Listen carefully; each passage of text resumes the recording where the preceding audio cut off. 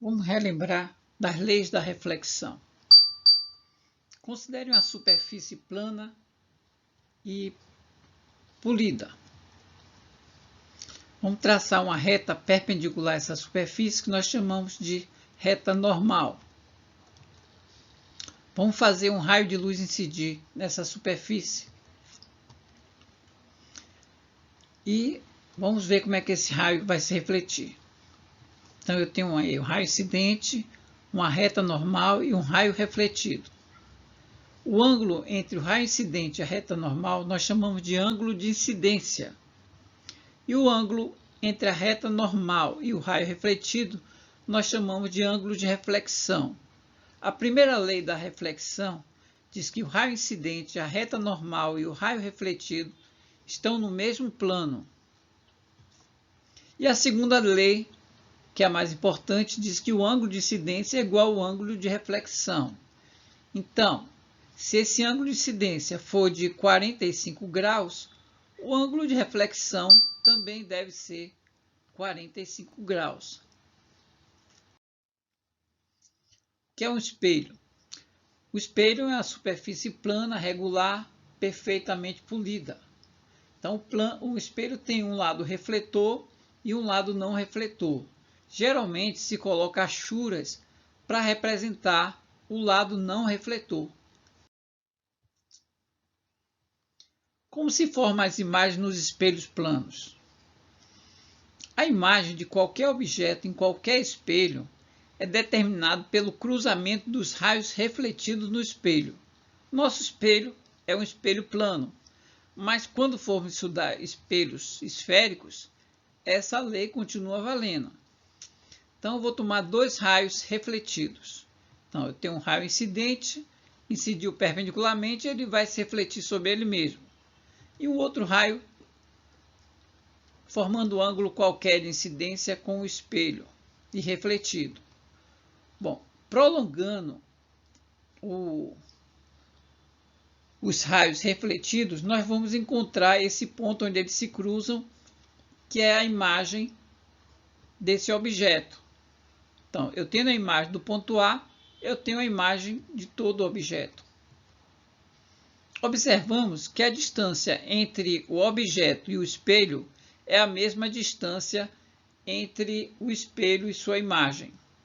Então, determinar a imagem de um objeto é só achar o ponto simétrico em relação ao espelho. E aí nós concluímos o seguinte: um objeto real na frente de um espelho, né, ele vai produzir uma imagem virtual, que é atrás do espelho, ou seja, a imagem é devido ao cruzamento do prolongamento dos raios refletidos. Então, quando é cruzamento do prolongamento, a imagem é virtual. Então, no espelho plano, a imagem é virtual, é simétrica, e o eixo de simetria é o próprio espelho. Ela está à mesma distância do espelho que a imagem está, que o objeto está do espelho. Então, se o objeto está a 1 metro do espelho, a imagem está a 1 metro atrás do espelho. E a imagem tem o mesmo tamanho do objeto. Então, ó, esse exercício aí, eu tenho uma pessoa que se desloca a uma velocidade de 1,5 metros de um espelho plano. Então, se ele se desloca a 1,5 metros por segundo, então a imagem também vai se deslocar 1,5 metros por segundo, porque a distância entre ele e o espelho é sempre igual à distância entre a imagem e o espelho. Então, a mesma distância que um percorrer, o outro percorre. Logo, eles vão ter imagens e velocidades iguais. Como é que nós vemos a imagem do objeto no espelho? Olha, nós sabemos que a imagem do objeto é simétrica ao espelho. Então, eu localizo a imagem do objeto. A luz que incide nos olhos do observador, ela vem da direção da imagem. Então, eu traço uma reta que vai ligar a imagem aos olhos do observador. Então, essa é a direção que a luz incide nos olhos do observador, mas ela sai do objeto. Então, o raio de luz sai do objeto, se reflete no espelho e atinge o observador. Então, esse é o raio que ele pede para você traçar aqui, ó. Que ele faz isso. Ok? Se você for observar, campo visual de um espelho. Ó, o campo visual do espelho é aquela região que você consegue enxergar por reflexão no espelho. Então, tem esse rapaz aí que está em cima de um pedestal. Temos duas bolinhas, uma azul e uma vermelha, e temos uma ave atrás dele. Então, o que é que ele enxerga por reflexão no espelho? Será que ele enxerga o pássaro, a bola, as duas bolas, o pedestal? Será que ele se enxerga? Bom, vamos ver o que é que ele enxerga, né?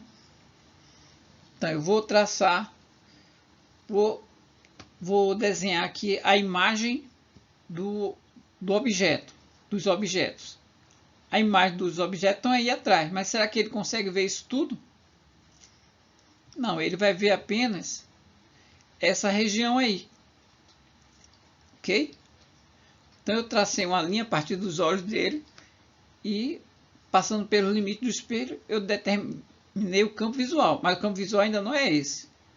Bom, para eu achar o campo visual, eu tenho que passar duas linhas partindo dos olhos da imagem e passando pelos extremos do espelho. Então, eu tenho aqui a imagem do observador, vou traçar duas linhas a partir dos olhos da imagem do observador. Então, aqui está a imagem dos olhos do observador, a partir daí eu traço duas linhas. Então, o campo visual é essa região aí, é o que ele vê por reflexão no espelho. Ele vai ver o pedestal, seu pé, a bola vermelha. Então, essa região é o campo visual do observador nesse espelho. Eu não vou cobrar essas questões, é mais para você ter uma noção do que é campo visual. Vamos ver aqui. Um exercício. Ele quer saber quais desses pontos A, B, C, D, F, ele consegue enxergar por reflexão no espelho. Então, ele vai enxergar o que estiver dentro do campo visual, esse observador. Ó. Então, eu tenho que primeiro achar a imagem do observador. Então, a imagem do observador está simétrica em relação ao espelho. Aqui é a imagem do observador, esse ponto O'. A partir dessa imagem, eu vou traçar duas linhas passando pelos extremos do espelho. Pronto. O que estiver dentro dessas duas linhas estará dentro do campo visual do observador nesse espelho. Ou seja, ele vai enxergar os pontos C, B e F. Ok?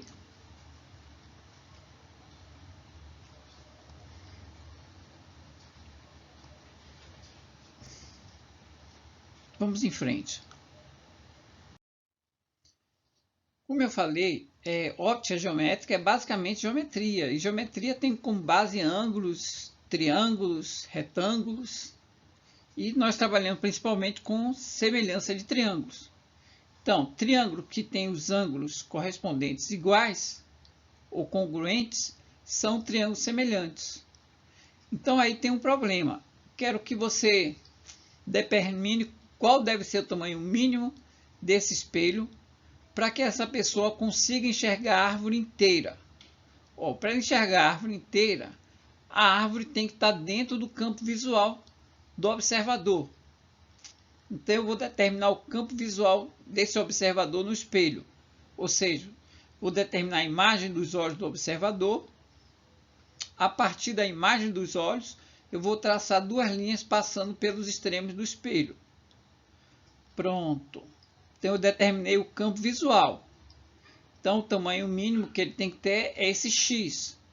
Aí também eu consigo identificar dois triângulos. Esse triângulo pequeno e o triângulo grande, que são dois triângulos semelhantes. Então, a razão entre suas medidas correspondentes é constante. Ou seja, o triângulo grande e o triângulo pequeno. Então, Se eu pegar o X, que é a base do triângulo pequeno, está para a base do triângulo grande, que é a altura da árvore. Assim como a altura do triângulo pequeno, que é 2 metros, está para a altura do triângulo grande, que é 2 mais 2 mais 4, que dá 8 metros. Pronto, faço o produto dos meios igual ao produto dos extremos e acho o tamanho mínimo do espelho, que é de 1 metro.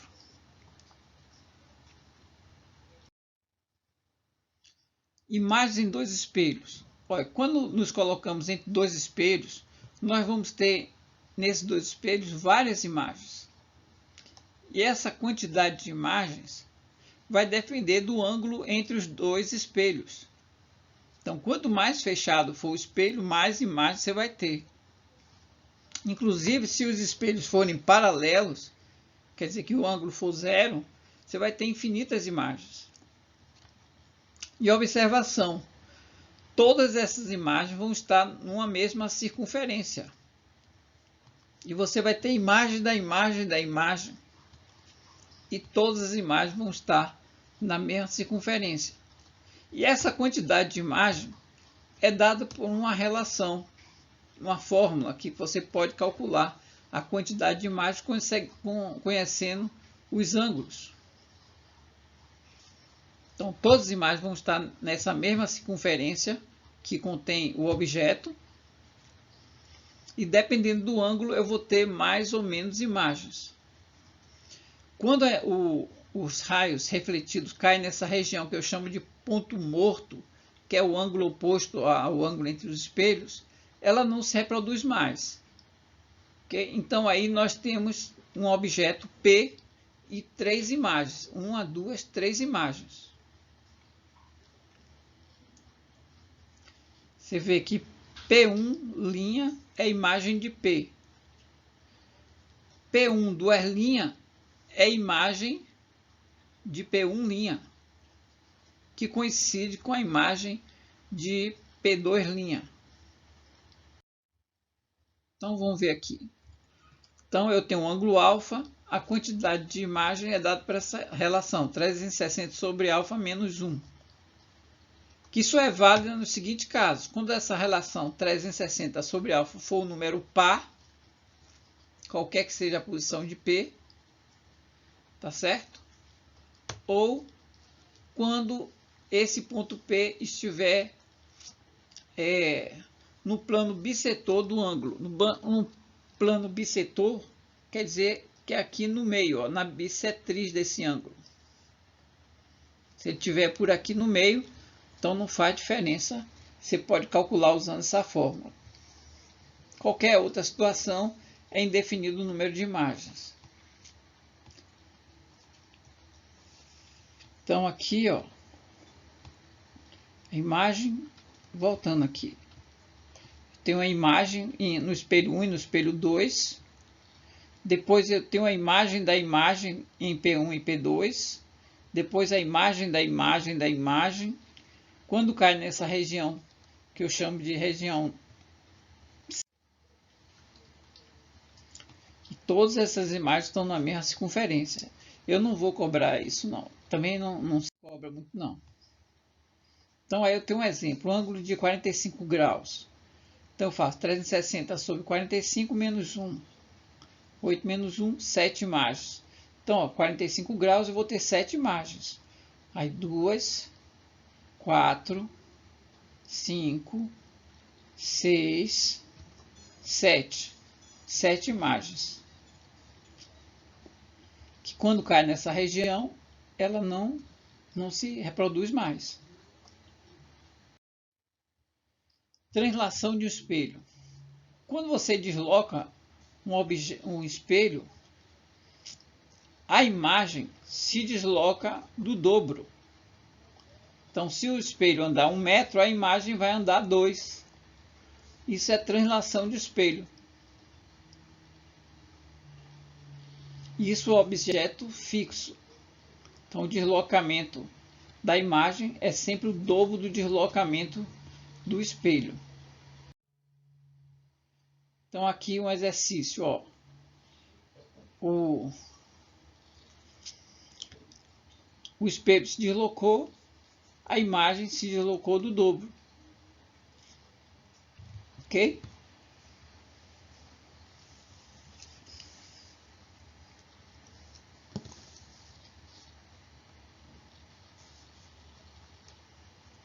Então a velocidade do espelho em relação à Terra, 2 metros.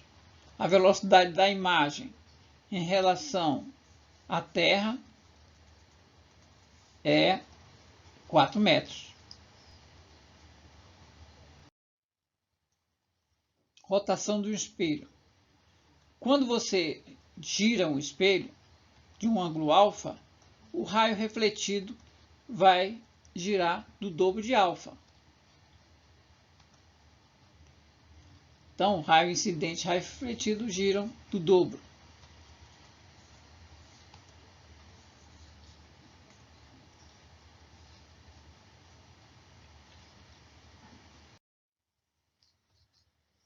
Então, um exemplo aqui, ó.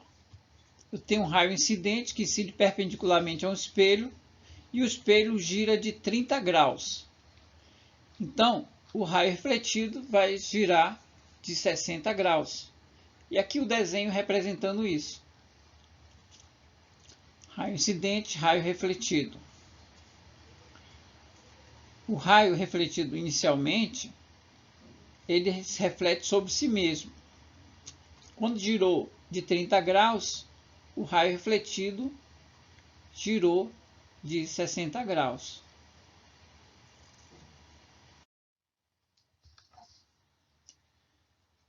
Bom, vamos hoje começar a ter noções dos espelhos esféricos.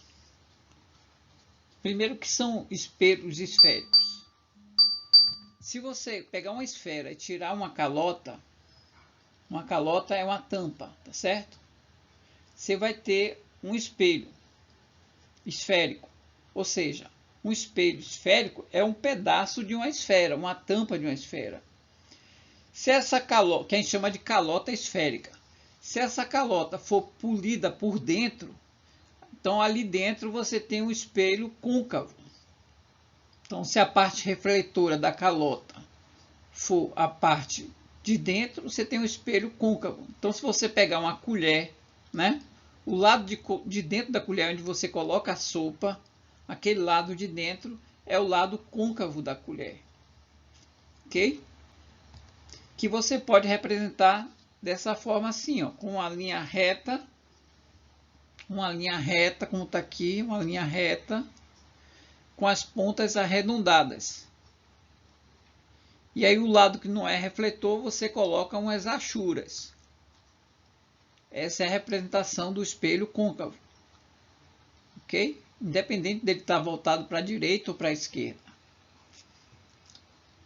Já um espelho convexo, o lado refletor é... Então você pega uma calota esférica, que é essa tampa. Se o lado espelhado for o lado de fora, né, o lado da barriga, você tem aí um espelho convexo, que eu também represento do mesmo jeito. Lembrando que a gente bota achuras no lado que não é refletor. O lado que é refletor você não coloca nada, deixa lisinho.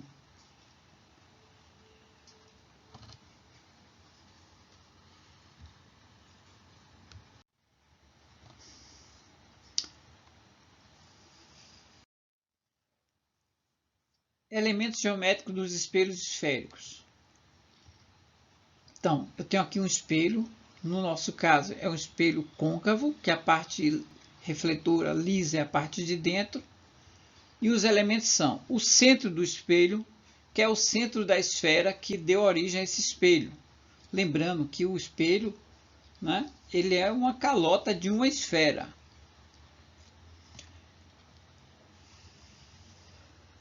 Tem o vértice do espelho, que é o ponto médio entre os extremos do espelho, fica bem no meio do espelho. Eu tenho esse eixo que passa pelo centro e pelo vértice, que eu chamo de eixo principal do espelho. E qualquer outra reta que passar pelo centro do espelho, eu chamo de eixo secundário. Entre o centro e o vértice, bem no meio, eu tenho o foco do espelho. Nós vamos ver depois por que é o foco. A distância entre o foco e o vértice é a distância focal, é o que caracteriza o espelho.